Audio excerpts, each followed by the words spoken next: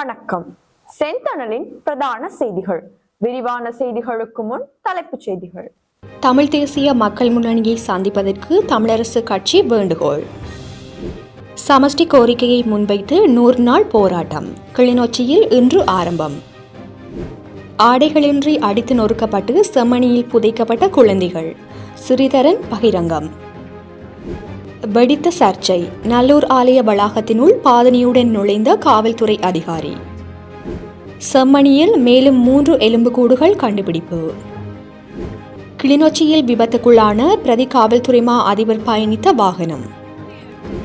கொழும்பில் ஆசிரியரின் அழுத்தம், பாடசாலை மாணவி எடுத்த விபரீத முடிவு.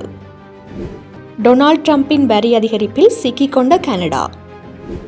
மியான்மரில் முடிவுக்கு வரும் இராணுவ ஆட்சி, வெளியாகியுள்ள அறிவித்தல். தொடர்வன விரிவான செய்திகள். தமிழ் தேசிய மக்கள் முன்னணியை சந்திப்பதற்கு தமிழரசு கட்சியிடம் இருந்து நேற்றைய தினம் வேண்டுகோள் ஒன்று கிடைக்கப்பெற்றது. ஒரு பொது வேலை திட்டத்துக்குள் இணங்குவதற்கான ஆரம்ப கட்ட பேச்சு என்றே இது எமக்கு கூறப்பட்டது என தமிழ் தேசிய மக்கள் முன்னணியின் தலைவரும் நாடாளுமன்ற உறுப்பினருமான கஜேந்திரகுமார் பொன்னம்பலம் தெரிவித்துள்ளார். தமிழ் தேசிய மக்கள் முன்னணியினை சந்திப்பதற்கு தமிழரசு கட்சியிடமிருந்து நேற்றைய தினம் வேண்டுகோள் ஒன்று கிடைக்கப்பெற்றுள்ளது. ஒரு பொது வேலை திட்டத்திற்குள் இணங்குவதற்கான ஆரம்பகட்ட பேச்சு என்றே இது எமக்கு கூறப்பட்டது என்று தமிழ் தேசிய மக்கள் முன்னணியின் தலைவரும் நாடாளுமன்ற உறுப்பினருமான கஜேந்திரகுமார் பொன்னம்பலம் தெரிவித்துள்ளார். அவர் மேலும் தெரிவிக்கையில், இப்போது அவசரமாக ஜெனீவா அமர்வுகள் இடம்பெறும் நிலையில் பொறுப்புக்கூறல் தொடர்பான பொது தீர்மானம் ஒன்று வர இருக்கின்ற நிலையில் அது சம்பந்தமாக நாங்கள் ஏற்கனவே அவர்களையும் அழைப்பதற்கான முயற்சி ஒன்றினையும் மேற்கொண்டோம். இருப்பினும் அவர்கள் அதில் கலந்து கொள்ளவில்லை. அந்த முயற்சியின் இறுதி வடிவமாக மகஜர் ஒன்று தயாரிக்கப்பட்டிருக்கின்றது. அதில் கலந்து கொண்ட அனைத்து தரப்பினரிடமிருந்து கையொப்பங்கள் பெறப்பட்டிருக்கின்றன. தமிழரசு கட்சியின் கையொப்பம் மாத்திரமே இப்போது அதில் சேர்க்கப்பட வேண்டும். ஆகவே அவர்கள் இது குறித்து பரிசீலித்து அவசரமான ஒரு முடிவை சொல்ல வேண்டும். தமிழரசு கட்சியினர் தங்களுடைய செயற்குழு கூட்டமோ அல்லது மத்திய குழு கூட்டமோ நாளை காலை யாழ்ப்பாணத்தில் நடைபெற இருப்பதாகவும் அந்த கூட்டத்திலே இந்த கடிதம் ஆராயப்பட்டு அந்த கூட்டம் முடியும் இடத்தில் இதில் தொடர்ந்தும் அக்கறை இருப்பதாக இருந்தால் எங்களையும் சிவில் சமூக அமைப்பினரையும் வந்து சந்தித்து இது சம்பந்தமான ஒரு முடிவுக்கு வருவதாக கூறப்பட்டிருந்தது. எங்களது தரப்பிலும் சிவில் சமூக அமைப்பு தரப்பிலும் இருந்து தமிழரசு கட்சிக்கு சொல்லியதாவது, நாங்கள் ஏற்கனவே எழுதி அவர்களுக்கு சமர்ப்பித்திருக்கின்ற இறுதி வடிவத்திலே பொருளை மாற்றுவது கடினம். ஏனென்றால் கொள்கை அளவில் ஏகமனதாக தீர்மானம் எடுத்து அனைவரும் அதில் கையொப்பமிட்டிருக்கின்றார்கள். ஆனால் சொற்பதங்கள், பாவித்த மொழி ஆகியவற்றில் திருத்தங்கள் செய்வதாக இருந்தால் நாங்கள் அதனை பரிசீலிப்பதற்கு தயாராக உள்ளோம். மேலதிகமாக நாங்கள் அதில் எழுதியிருக்கின்ற விடயத்தை இன்னமும் பலப்படுத்துவது போன்று திருத்தங்கள் செய்வதாக இருந்தால் அதனையும் பரிசீலிப்பதற்கு நாங்கள் தயாராக இருக்கின்றோம். ஆனால் அதில் இருக்கின்ற விடயத்தை அகற்றுவது கடினம் என்று கூறியிருக்கின்றோம். நாளைய கூட்டத்திற்கு பின்னர் அவர்களுடைய முடிவை நாங்கள் எதிர்பார்த்து இருக்கின்றோம். எது எவ்வாறாக இருந்தாலும் ஞாயிற்றுக்கிழமை தாண்டி அந்த கடிதத்தை நாங்கள் வெளியிடுவதை தாமதிக்க முடியாது என்றும் அவர் தெரிவித்துள்ளார். சமஷ்டி கோரிக்கையை முன்வைத்து வடக்கு கிழக்கு ஒருங்கிணைப்பு குழு முன்னெடுத்துள்ள 100 நாள் போராட்டம் கிளிநொச்சியில் இன்று ஆரம்பமானது. சமஷ்டி கோரிக்கையை முன்வைத்து வடக்கு கிழக்கு ஒருங்கிணைப்பு குழு முன்னெடுத்துள்ள 100 நாள் போராட்டம் கிளிநொச்சியில் இன்று ஆரம்பமாகியுள்ளது. வடக்கு கிழக்கு ஒருங்கிணைப்பு குழுவானது தொடர்ச்சியாக வடக்கு கிழக்கில் உள்ள தமிழ் மக்களுக்கான நிரந்தர அரசியல் தீர்வினை நோக்கிய பயணத்தினை பல்வேறு மட்டங்களில் முன்னெடுத்து வருகின்றது. அதன் அடிப்படையில் கடந்த 2022 ஆண்டு ஆவணி மாதம் 1ஆம் திகதி அடையாளப்படுத்தப்பட்ட 100 நாள் செயற்முனைவு என்ற அடிப்படையில் ஒருங்கிணைந்த வடக்கு கிழக்கு மாகாணத்திற்குள் மீளப்பெற முடியாத சமஷ்டி முறையிலான அரசியல் தீர்வினை முன்வைத்து தொடர் கவனஈர்ப்பு போராட்டத்தினை முன்னெடுத்திருந்தது. அதன் தொடர்ச்சியாக 2025 ஆண்டு ஆவணி மாதம் 1ஆம் திகதி இன்று தொடக்கம் கார்த்திகை மாதம் 8ஆம் திகதி வரை தொடர்ச்சியான 100 நாட்களும் சுழற்சி முறையில் வடக்கு கிழக்கு மாகாணங்களில் உள்ள 8 மாவட்டங்களிலும் கவனஈர்ப்பு போராட்டம் முன்னெடுக்கப்பட உள்ளது. இதன் முதல் நாளான இன்று காலை 9:30 மணிக்கு கிளிநொச்சி மத்திய பேருந்து நிலையத்திற்கு முன்பாக இந்த கவனஈர்ப்பு போராட்டம் முன்னெடுக்கப்பட்டுள்ளது. செம்மணி மனித புதைகுழியில் 12 வயதுக்குட்பட்ட குழந்தைகள் மிக மோசமாக அடித்து நொறுக்கப்பட்டு சிறு துணி கூட இல்லாமல் புதைக்கப்பட்டுள்ள நிலை என்பது மிக கொடூரமானது என நாடாளுமன்ற உறுப்பினர் சிவஞானம் ஸ்ரீதரன் தெரிவித்துள்ளார். செம்மணி மனித புதைகுழியில் 12 வயதுக்குட்பட்ட குழந்தைகள் மிக மோசமாக அடித்து நொறுக்கப்பட்டு சிறு துணி கூட இல்லாமல் புதைக்கப்பட்டுள்ள நிலைமை என்பது மிக கொடூரமானது என்று நாடாளுமன்ற உறுப்பினர் சிவஞானம் ஸ்ரீதரன் தெரிவித்துள்ளார். குறிப்பாக இந்துக்களோ கிறிஸ்தவர்களோ உடல்களை அடக்கம் செய்கின்ற போது அதற்குரிய முறைகளுடன் தான் அடக்கம் செய்வார்கள் என்றும், ஆனால் இங்கு ஒரு நேர்த்தியான முறையின்றி உடல்கள் குவிக்கப்பட்டுள்ளதாகவும் அவர் சுட்டிக்காட்டியுள்ளார். யாழ்ப்பாண நீதவான் நீதிமன்ற நீதிவானின் அனுமதியின் பிரகாரம் சிவஞானம் ஸ்ரீதரன் இன்றைய நாள் காலை செம்மணி சித்துப்பாத்தி மனித புதைகுழி தோண்டும் பணியை பார்வையிட்ட பின்னர் ஊடகங்களுக்கு கருத்து தெரிவிக்கும் போதே இவ்வாறு குறிப்பிட்டுள்ளார். மேலும் கருத்து தெரிவித்துள்ள அவர், இங்கு நிலமட்டத்திலிருந்து அரை அடி ஆழத்தில் உடல்கள் புதைக்கப்பட்டுள்ளன. 1995 முதல் 2001 ஆண்டு வரை இராணுவ கட்டுப்பாட்டு பிரதேசமாக இருந்த இந்த பகுதியில் பாரியளவு இராணுவ முகாம்களே காணப்பட்டன. இவ்வாறான இடத்தில் வேறு யாரும் மனித உடல்களை புதைப்பதற்கு வாய்ப்பில்லை. இது தமிழர்கள் மீது திட்டமிடப்பட்ட வகையில் மேற்கொள்ளப்பட்ட இனப்படுகொலை என தெள்ளத் தெளிவாக தெரிகின்றது.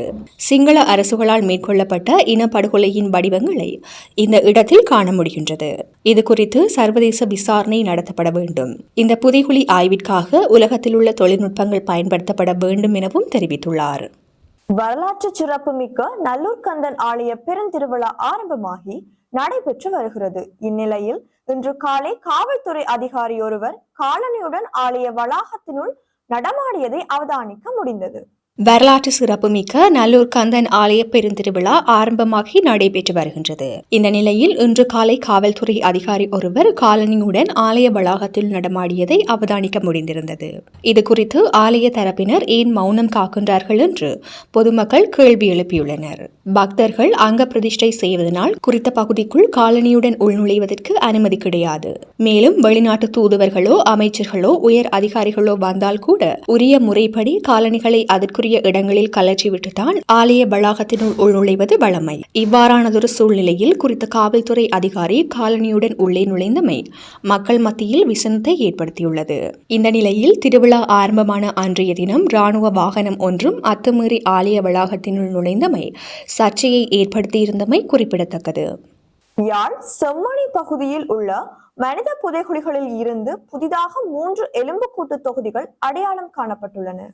யாழ் செம்மணி பகுதியில் உள்ள மனித புதைகுழியில் இருந்து புதிதாக 3 எலும்புக்கூட்டு தொகுதிகள் அடையாளம் காணப்பட்டுள்ளன. குறித்த எண்பு தொகுதிகள் நேற்றைய தினம் அகழ்வின் போது கண்டுபிடிக்கப்பட்டுள்ளன.